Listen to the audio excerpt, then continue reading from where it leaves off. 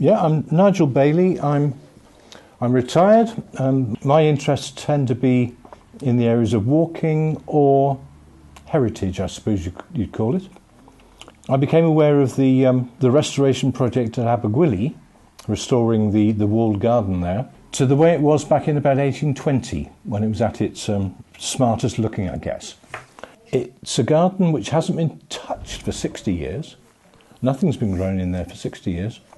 It's now got a full-time manager and a full-time head gardener. But beyond those two, everything will be down to volunteers. So it's definitely in the main people who are interested in gardening, which is literally digging, weeding, planting, and so on.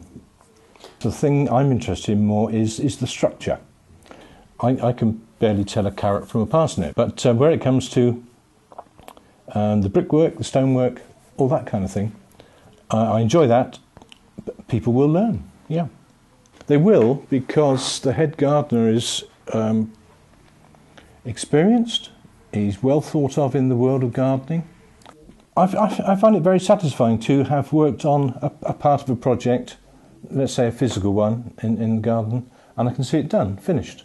And I did that, or me and a small group of others did that. That's satisfying.